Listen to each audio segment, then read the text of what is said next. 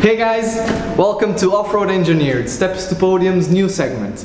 In these videos I will explore all the engineering details behind the bikes we ride and explain you why they work the way they do. In the first episode I'll answer an age-old question: which is better, 2 strokes or 4 strokes?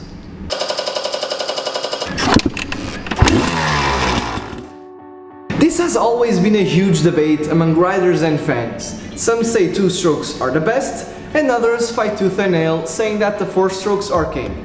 But this matter isn't that simple, so let's break down some misconceptions. First, the weight. For example, both the KTM 450 SXF and the 300 EXE weigh around 100 kilos, with a little difference of 1 or 2 kilos. But when you ride them, the 450 will feel way heavier than the 300. Why is that? Well, that's because of something called inertia. Inertia is a resisting force to any change of direction or speed. And if you want to understand this phenomenon, just need a bearing, hold it with your fingers, and spin it as much as you can. While it spins, try to change the direction of your fingers.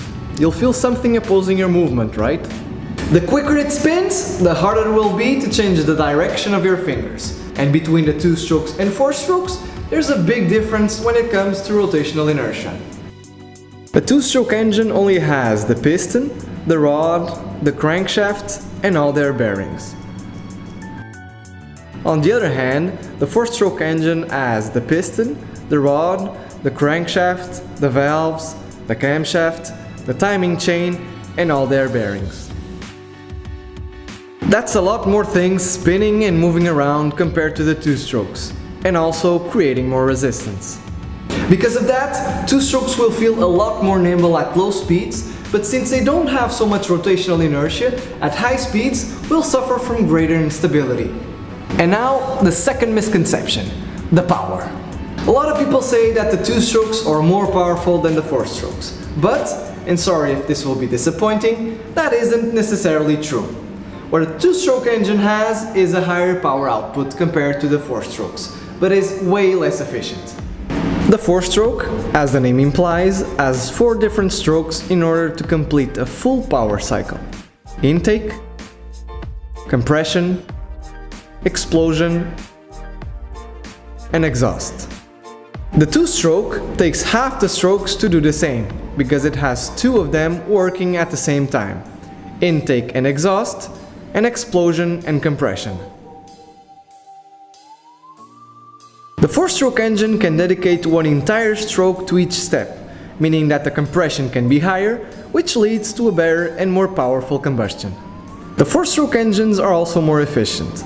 They don't need so much fuel, since the 2 strokes use the fuel mixture to lubricate the engine, while the 4-stroke doesn't, leading to lower fuel consumptions and lower emissions.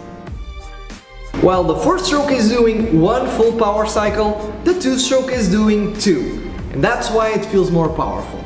But if you would just take the power stroke from each engine, you would see that actually the 4-stroke is more powerful. The 4-stroke engine can simply squeeze out more energy from the same amount of fuel when compared to the 2-stroke engine. But if you want a big smile, there's nothing like riding a 2-stroke on a pipe. That will definitely do the trick. That's why in rallies, cross-countries, or beach races, the 4 strokes are more suited for its high-speed stability and fuel consumptions. But in hard enduro and trials, you need fast bursts of power and acceleration, and there are sudden changes in direction and position. So therefore, 2 strokes are king. I hope you learned a bit more about the machines we love to ride, and stay tuned, because a lot more is coming. Don't forget to subscribe to discover more about the engineering behind our beloved sport.